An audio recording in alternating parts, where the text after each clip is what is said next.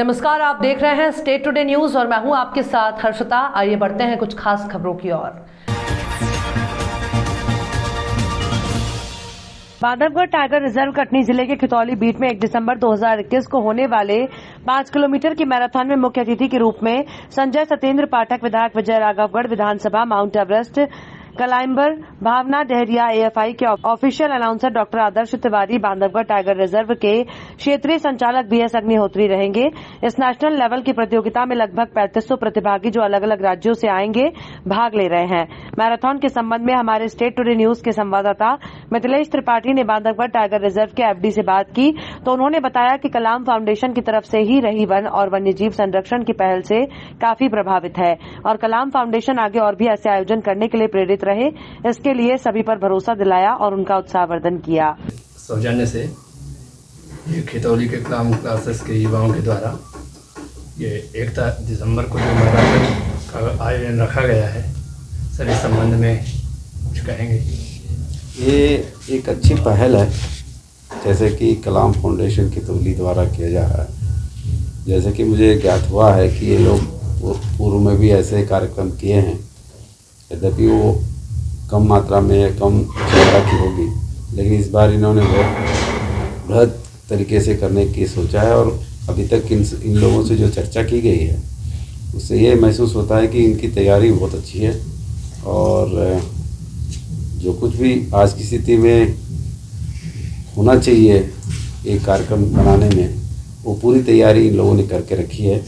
तो मुझे आशा नहीं, विश्वास है कि ये कार्यक्रम बहुत सफल होगा और वन और वन्य प्राणियों को बचाने के लिए जो मेन संदेश है, मेरे ख्याल से इसको जबलपुर जिले के अंतर्गत पनागर तहसील भरदा में रूपाली आईटीआई प्रांगण में माझी समाज का युवक युवती परिचय सम्मेलन आयोजित हुआ, जिसमें 80 से भी ऊपर जोड़ों ने मंच पर आकर अपना परिचय दिया और 2 जोड़ों का मौके पर ही कार्यक्रम स्थल में ही समाज द्वारा विवाह भी संपन्न कराया गया। इन जोड़ों को समाज के लोगों ने उपहार भी प्रदान किए। कार्यक्रम में बड़ी संख्या में माझी समाज के लोग उपस्थित रहे। मंच पर मौजूद कार्यक्रम के अध्यक्ष महेश सोंधिया, मध्य प्रदेश शासन में पूर्व राज्य मंत्री मोती कश्यप जी, जनता दल के प्रदेश अध्यक्ष सूरज जायसवाल सहित आरडी रायकवार, रामचरण बर्मन, एसके कश्यप, अशोक बर्मन, राजेंद्र केवट, सुखलाल बर्मन सहित बड़ी संख्या में समाज के लोग उपस्थित रहे। अध्यक्ष डॉक्टर महेश सोनिया ने बताया कि कार्यक्रम का उद्देश्य सामाजिक समरसता है। पूर्व राज्य मंत्री भाई मोती कश्यप जी, हमारे सूरज जायसवाल जी जो पूर्व महापौर हैं, मैं इनका हृदय से धन्यवाद देता हूं कि जो हमारे इस कार्यक्रम में उपस्थित हुए और हम लोगों को मनोबल। पूरा समाज उस समस्या का समाधान करने के लिए हमेशा तैयार रहता है। तो मैं समझता हूं कि ये जैसा कि आदरणीय कश्यप जी ने कहा है कि एक बहुत बड़े अव्यय से बचते हैं। हाँ भैया, आज आप लोगों की यहाँ पे शादी हो रही है, तो यहाँ पे कैसा था यहाँ का आयोजन? तो किसके द्वारा शादी हो रही है यहाँ पे? समिति ने कैसा इंतजाम किया? अच्छा इंतजाम किया आप चीज के। तो कैसा आप?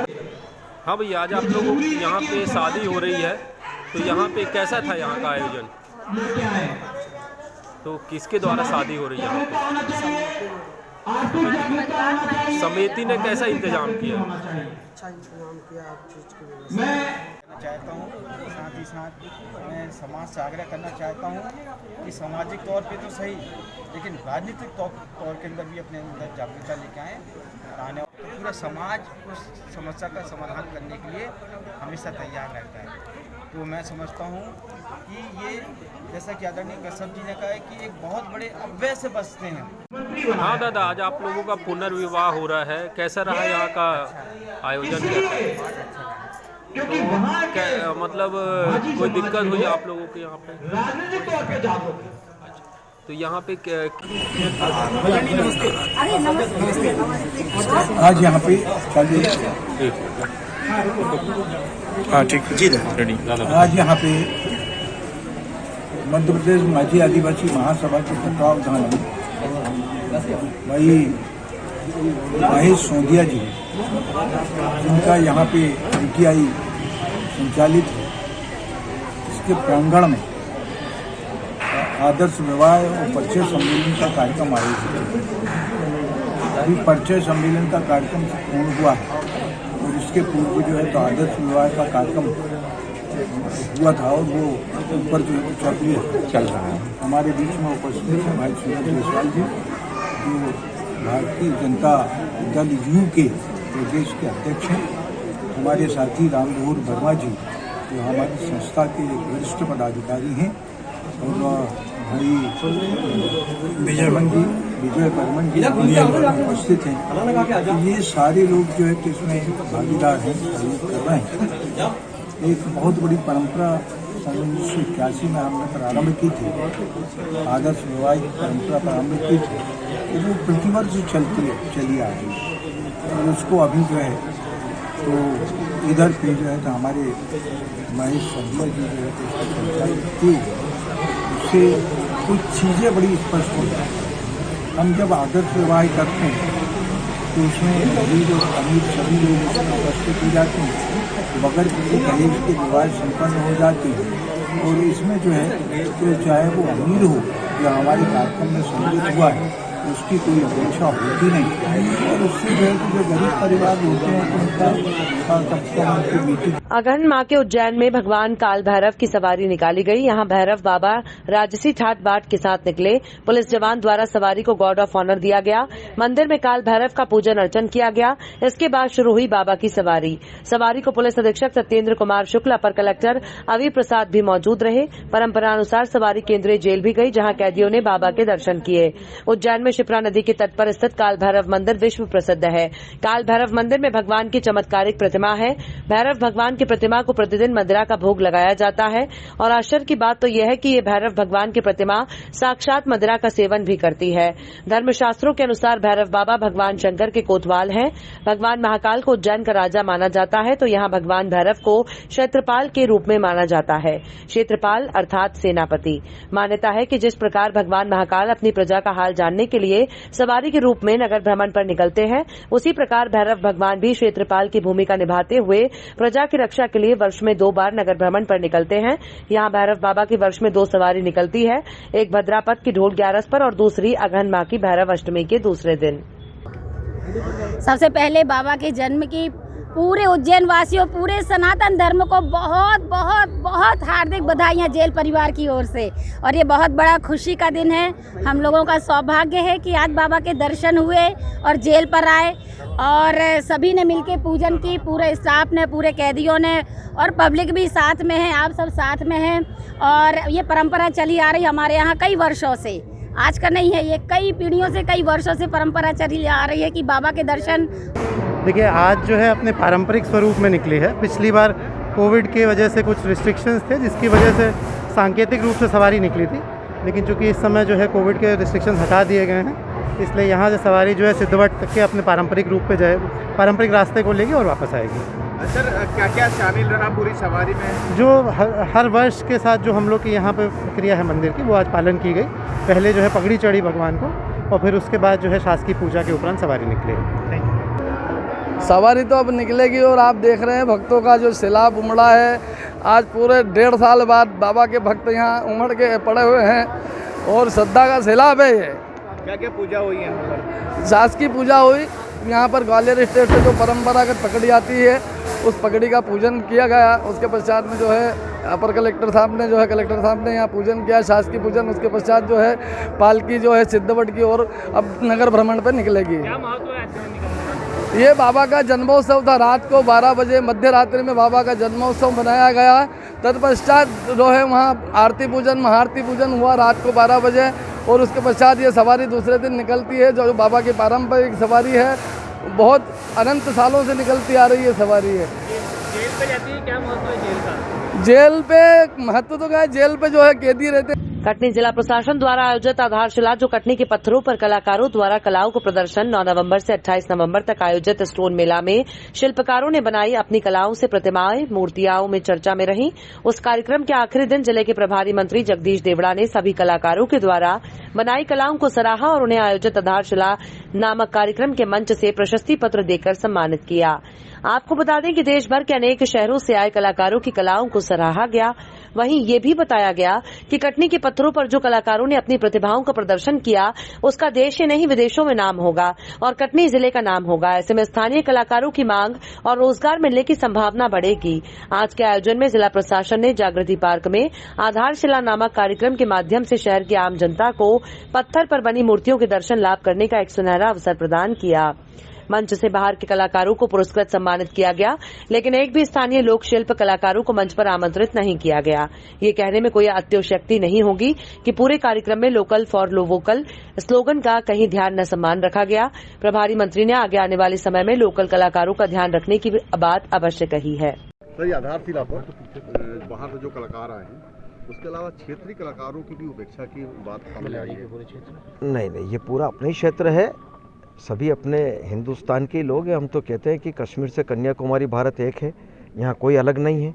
हमारे यहाँ के स्थानीय कलाकारों की भी हमने पूरी चिंता की है और निश्चित रूप से इतना बढ़िया और अद्भुत कार्यक्रम है ये, और अद्भुत लोग आए हैं वास्तव में कलाकार। जितनी प्रशंसा की जाए उतनी कम है। लोकल फॉर वोकल की बात होती है, बिलहरी के कलाकारों को आखिरी समय पे याद किया गया। उनका यह आरोप है कि हमें सूचित नहीं, आमंत्रित नहीं किया गया। नहीं भाई, उनका पूरा सम्मान किया जाएगा और निश्चित रूप से आगे अगर कोई और चांस आएंगे तो हम उनको बिल्कुल पूरी तरह से उनका ऑलरेडी बहुत सारी मूर्तियां लगी हैं बिलहरी वालों की बहुत सारी मैंने देखी कलाकार। सर, आधारशिला पर बाहर से जो कलाकार आए हैं उसके अलावा क्षेत्रीय कलाकारों की भी उपेक्षा की बात सामने आई है। पूरे क्षेत्र नहीं, ये पूरा अपना ही क्षेत्र है, सभी अपने हिंदुस्तान के लोग हैं। हम तो कहते हैं कि कश्मीर से कन्याकुमारी भारत एक है, यहाँ कोई अलग नहीं है।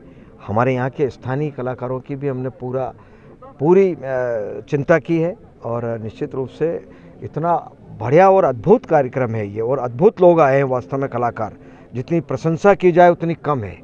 लोकल फॉर वोकल की बात होती है, बिलहरी के कलाकारों को आखिरी समय पे याद किया गया। उनका यह आरोप है कि हमें सूचित नहीं, आमंत्रित नहीं किया गया। नहीं भाई, उनका पूरा सम्मान किया जाएगा और निश्चित रूप से आगे। महंगाई, बेरोजगारी, भ्रष्टाचार, पेट्रोल डीजल की बढ़ती कीमतें, किसानों को खाद और बिजली न मिल पाने के विरोध में कांग्रेस कार्यकर्ताओं और आम जन समूह ने सलीमनाबाद तहसील के ग्राम मटवारा से बंधी स्टेशन तक पैदल मार्च निकाला।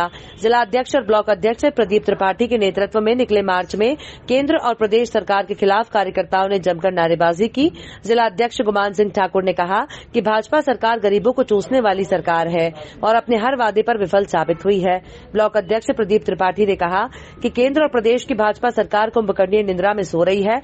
महंगाई और भ्रष्टाचार थमने का नाम नहीं ले रहा। प्रदेश में चारों तरफ जंगल राज कायम है। विधायक नीतीश पटेल ने बताया कि आज जनता जनार्दन परेशान है। किसानों को बिजली डीएपी यूरिया बीज कुछ नहीं मिल पा रहा। आज जनमानस बहुत दुखी है। समय आने पर जनता भाजपा की सरकार को उखाड़ फेंकेगी। मैं गांव-गांव जाकर हम सभी कांग्रेसी लोगों को ये आगाह करवाएंगे कि भारतीय जनता पार्टी की भ्रष्टाचारिता चरम सीमा पर है। आज महंगाई, पेट्रोल, डीजल, रसोई गैस के दाम आसमान चूम रहे हैं। किसान, मजदूर और गरीबों की सुनने के लिए कोई भी सत्ता में मदासीन पदाधिकारी, सांसद, विधायक सुनने को तैयार नहीं है। किसान आज बेहाल है और भारतीय जनता पार्टी जमीनी स्तर पर बहुत ज़्यादा लोगों के साथ जाप्ती कर रही है। इतने ज़्यादा किसान परेशान हैं कि आज डीएपी, यूरिया, डीजल, मिट्टी का तेल लोगों की जो जागरण पदयात्रा महंगाई के विरोध में निकाली जाना है। मोदी सरकार के द्वारा जो तानाशाही की जाती है, शिवराज सिंह सरकार के द्वारा जो किसानों को परेशान किया जा रहा है, न तो समय पर लाइट दी जा रही, न समय पर पानी दिया जा रहा है, महंगाई लगातार बढ़ाई जा रही है, बेरोजगारी बढ़ रही है। तो इन सब बातों को लेकर के जनता जनार्दन के बीच में जा कर के हमारी कांग्रेस पार्टी के सभी सहयोगी साथियों के साथ मिल कर के और जनता को जगाना है। जनता को ये बताना है कि भारतीय जनता पार्टी कभी भी इस देश की हितैषी नहीं थी, किसी वर्ग के हित में। पेट्रोल डीजल जहां 50 रुपये पे मिलता था, 117 रुपये और 116 रुपये तक गया। उसके बाद में मात्र 15 से 20 रुपये घटाया। मध्य प्रदेश की अगर आप बात करेंगे तो सबसे ज़्यादा टैक्स पूरे देश में मध्य प्रदेश में है। यानी जो टॉप 3 राज्यों की आप बात करेंगे डीजल पेट्रोल पे, सबसे ज़्यादा कर आज की डेट में मध्य प्रदेश पे लग रहा है। किसानों को डीएपी उपलब्ध नहीं है। बहरीवन विधानसभा क्षेत्र की बात करेंगे तो 400 से 500 ट्रांसफार्मर बिगड़े पड़े हैं। खेती किसानी की आप बात करेंगे तो पूरा सूखे में पूरा विधानसभा क्षेत्र पड़ी है। 80 से 90% गाँव की फसलें सूख गई हैं। पानी की बात करेंगे, नहरों की बात करेंगे, जर्जर नहरें हैं, किसानों को पानी नहीं मिल रहा है। और पूर्णतः अगर आप देखेंगे तो कहीं पे भी सरकार किसानों को, गरीबों के हित में कार्य नहीं कर रही है। भ्रष्टाचार चरम सीमा पे है। हम लोग जनता को जगाने के लिए, जनता को सचेत करने के लिए पदयात्रा पे निकले हैं पूरे प्रदेश। राजस्थान के पाली जिले के रास थाना क्षेत्र के आर्मी एरिया में सेना के जवानों ने एक संदिग्ध युवक को पकड़ा है। उक्त युवक से पूछताछ की जा रही है। युवक मध्य प्रदेश के रतलाम जिले के जावरा का रहने वाला है। रतलाम में ससुराल है। रविवार को जावरा शहर थाने में परिजनों से भी पुलिस ने पूछताछ की है। पकड़े गए युवक के खिलाफ कुछ साल पहले उसकी पत्नी ने भी महिला थाने में शिकायत की थी। राजस्थान के पाली जिले के रास थाना क्षेत्र के आर्मी एरिया में सेना के जवानों ने एक संदिग्ध युवक को पकड़ा है। उक्त युवक से वहां की पुलिस के अलावा खुफिया एजेंसियां भी पूछताछ कर रही हैं। अभी तक की जांच और पूछताछ में सामने आया है कि युवक का नाम अजरुद्दीन मेवात है। इसके मोबाइल से मुंबई हमले के आतंकी कसाब, पुलवामा हमले सहित देश में हुए अन्य आतंकी हमलों और देश विरोधी कार्यों की सर्च हिस्ट्री मिली है, जिसके कारण युवक से गहनता से पूछताछ की जा रही है। पकड़ाए गए संदिग्ध युवक अजरुद्दीन का जावरा के मेवातीपुरा में मकान है, जिसमें उसके माता पिता, पत्नी, 3 बच्चे और एक छोटा भाई रहता है। इसके अलावा एक बड़ा भाई है। अजरुद्दीन दूसरे नंबर का है। अजरुद्दीन की पत्नी कमायका रतलाम में है। अजरुद्दीन की पत्नी के अनुसार जैसे इस बारे में जानकारी मिली और पुलिस का जवान बुलाने आए तो हम थाने आ गए। अजरुद्दीन पहले जावरा में हमाली करता था। इसके बाद वो लहसुन प्याज का व्यापार करने लगा। गाड़ी भरकर पाली और ब्यावर आता जाता रहता था। जब भी बाहर से आता तो स्वभाव चिड़चिड़ा हो गया और पत्नी के साथ भी मारपीट करने लगा। करीब 6 से 7 साल से वो घर से दूर है, तभी आता भी नहीं। छोटे भाई सादिक के अनुसार व्यापार में घाटा होने के कारण करीब 6 से 7 साल से वो ब्यावर में ही बस गया था, लेकिन जावरा नहीं आया और कभी बातचीत नहीं करता था। मेरी भी 1.5 साल पहले बात हुई थी। 1 महीने पहले भाई की शादी होने पर उसने बुलाया गया था, लेकिन नहीं मिला। संदिग्ध अजरुद्दीन के जावरा के मेवातीपुरा में घर है। यहां पर भी पुलिस ने पहुंचकर घर की तलाशी ली। रविवार को जावरा शहर थाने में सीएसपी अभिषेक आनंद, थाना प्रभारी बीडी जोशी के अलावा खुफिया एजेंसियां पूछताछ कर रही हैं। आपके पति को पुलिस ने अरेस्ट किया है पाली में जी। तो आपके साथ में कब से यहाँ पे थे, नहीं थे? पुलिस ने क्या पूछताछ करी आपसे?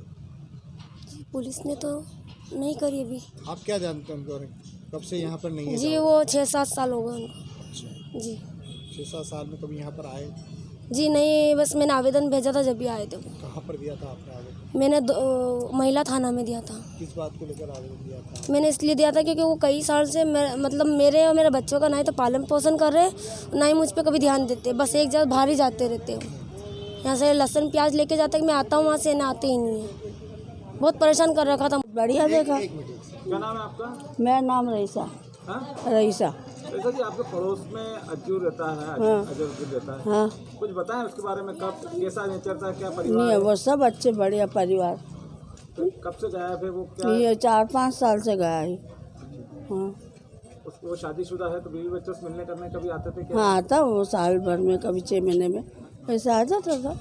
अभी उसका 1.5 साल का बच्चा है। आपको मालूम उनको पकड़ लिया वहाँ पे? नहीं मालूम, हमें कुछ भी नहीं मालूम। आज ये आप लोगों के मुँह सुन रहे, हमें कुछ नहीं पता। अच्छा उसके कितने बच्चे हैं? उसकी पत्नी कहाँ रहती, कुछ बताओ। उसकी पत्नी का यहीं रहती, ये उनसे पूछ लो आप सब। अब हम कैसे बताऊँ उनको, जो घर के हाल। व्यवहार वगैरह कैसा था उनका? अच्छा था उसका व्यवहार में। कैसा था व्यवहार, कुशल था क्या? अब देखो अंदर का मुझे नहीं पता, बाकी सब अच्छा। क्या नाम है आपका? सादिक नाम है मेरा। सादिक, अजरुद्दीन जी आपके भाई हैं जी। कौन से नंबर के हैं, कितने भाई और परिवार के बारे में बताओ आप पहले। वो दूसरे नंबर के हैं और वो अज्जू नाम है उनका। अच्छा, आपके पिताजी क्या करते हैं? मेरे पिताजी बीड़ी बनाते हैं। और आपके अजरुद्दीन जो हैं वो भाई को दूसरे नंबर के हैं, तो पहले नंबर के भाई क्या करते हैं और आप क्या करते हैं? पहले नंबर के ऑटो चलाते हैं और मैं दूसरे में हम्माली करता हूँ। अच्छा, और वो क्या करते थे अजरुद्दीन? वो पहले हम्माली करते थे, तो उसके बाद उन्होंने प्याज व्याज का व्यापार शुरू कर दिया। गाड़ी भर भर के ले जाते थे वहाँ ब्यावर।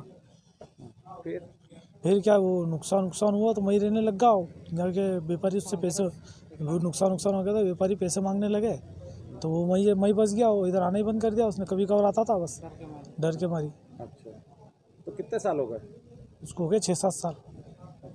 अभी जब ये सूचना मिली होगी आपको कि उनको पकड़ा गया है, तो आप लोगों को सूचना कैसे मिली? और मुरैना जिले के किलारस तहसील में पहुंचकर तहसीलदार को मध्य प्रदेश आंगनबाड़ी कार्यकर्ता और सहायिका संघ ने तहसीलदार को मुख्यमंत्री के नाम ज्ञापन सौंपा। ज्ञापन में बताया गया कि आंगनबाड़ी में कार्यरत बहनों को सरकारी कर्मचारी घोषित कर सामाजिक सुरक्षा दी जाए और उन्हें उचित श्रेणी में शामिल किया जाए और नई राष्ट्रीय शिक्षा नीति 2020 के अंतर्गत आंगनबाड़ी केंद्रों को प्री प्राइमरी स्कूल में बदलने पर उनको कार्यरत कार्यकर्ताओं को प्री प्राइमरी टीचर और सहायिका को प्री प्राइमरी असिस्टेंट टीचर में प्रशिक्षण के अनुभव पर उनकी श्रेष्ठता योग्यता अनुसार प्रशिक्षण देकर पदोन्नति की जाए। उन्होंने बताया कि आंगनबाड़ी कार्यकर्ताओं के पास विभागीय कार्यों का अत्यधिक और पहले से ही है। अब आंगनबाड़ी कार्यकर्ताओं की ड्यूटी अन्य कार्यों में न लगाई जाए। इस मौके पर सैकड़ों आंगनबाड़ी कार्यकर्ता और सहायिका मौजूद थी। आंगनबाड़ी कार्यकर्ता जो कैलारस से संबद्ध हैं, इनके द्वारा ज्ञापन अपनी जो उनकी उचित मांग है उनकी पूर्ति के लिए ज्ञापन दिया गया, जो माननीय मुख्यमंत्री एवं SDM महोदय के नाम ज्ञापन दिया गया, जो अग्रिम कार्रवाई हेतु उनके लिए पहुंचा दिया जाएगा। कैलारस शहरी हम सभी बहनें अपनी मांगों को लेकर यहाँ तहसील कैलाश में उपस्थित हुए हैं। हमारा जो वेतन मुख्यमंत्री जी के द्वारा बढ़ाया गया था उसको अभी तक वो राशि हमको प्रदान नहीं की गई है और जो हमको भवन भाड़ा मिलता था 1000 रुपये, उसका भी बढ़ा हुआ हमको नहीं मिला, मतलब मिला ही नहीं है। इसके बाद हम सभी बहनों की ड्यूटी अन्य कार्यों में हमारे विभाग के अलावा अन्य कार्यों में लगाई जाती है, जिसका भी हमको अदर कोई भी वेतन नहीं दिया जाता है। इससे हम अपनी मांगों को लेकर यहाँ उपस्थित हुए और उम्मीद करते हैं कि आज ये हमारी मांगों को सुने और हमारे मुख्यमंत्री जी तक, हमारी प्रशासन तक हमारी मांगों को पहुँचाए।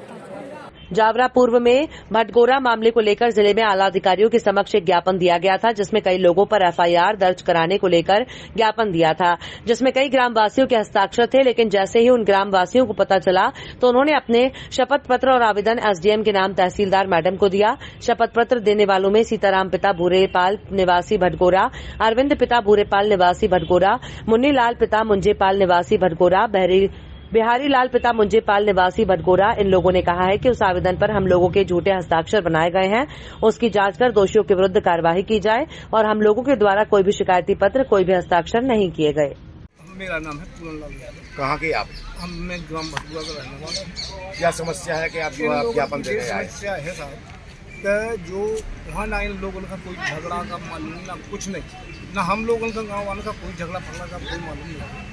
बाहरी लोग 4-5 जीपें लेके उनमें उनसे जो जैसी बात वही हो साहब। याद भी रहते हैं हमसे कम 1.5 किलोमीटर दूर। सब उन लोगों ने कहा कि इन लोगों ने जिन जिन के नाव FIR कटवाई गई कि इन लोगों ने झगड़ा किया है। अब वो परमात्मा जाने साहब हुए अथा ना हुए, हैं तो बाहर के लोग। इन लोगों का जे लोग समय जो विज्ञापन देगा कलेक्टर साहब लोग, इन लोगों के नाम जोड़ दें जो कुछ पढ़े हैं कुछ नहीं पढ़े। इससे जे हम मेरे सामने मेरे ट्रैक्टर से खेती कर रहे थे, छिटक रहे थे, साड़ी दिन रहे हैं और इनके दस्तखत उन लोगों ने जाली बनाकर इसकी शासन कार्रवाई करे। किसने किया है? कोई मर्डर हो जाते साहब तो जे लोग जेल जाते, इनके बच्चा कौन पाल रहा होते? कहाँ की? ग्राम भटगोरा। आप कैसे नहीं आयु ज्ञापन देने? किस संबंध में आप ज्ञापन दें? जी हमारे यहाँ जो ज्ञापन दिया गया था वो 25 तारीख को, उसके संबंध में कि हम वहाँ पर कलेक्टर श्रीमान कलेक्टर साहब के यहाँ पर जो आवेदन दिया था वहाँ पर हम ना थे, ना हमको कोई पता है। जो भी है हम ज्ञाप्ति में देखा कि हमारा नाम वहाँ जुड़ा है, इसलिए हम यहाँ पर देखा है कि हम वहाँ पर ना थे, ना हमको कोई पता है। आपको कैसे मालूम चला आपका नाम है? उसमें विज्ञापन में देखा हमारा नाम था उसमें कि हम जुड़ा गया है। जो भी है उसमें हमने देखा तो हमें पता चला कि हमारा नाम कहाँ कैसे आ गया। हम थे नहीं तब मौका पे। अब आप डली है जो नाम हमें कोई पता नहीं है। अब आप क्या चाहते हैं? हम क्या चाहते हैं, हम अपना नाम हटवाना चाहते हैं वहाँ से कि हमारा नाम किसने डाला है, क्या है, उसकी जांच की जाए और उसके लिए नाम हटाया। आप दस्तखत डालते हैं कि अंदर लगाते हैं? दस्तखत डालते हैं। दस्तखत डालते हैं। खबरों में फिलहाल इतना ही। आप देखते रहिए स्टेट टुडे न्यूज़।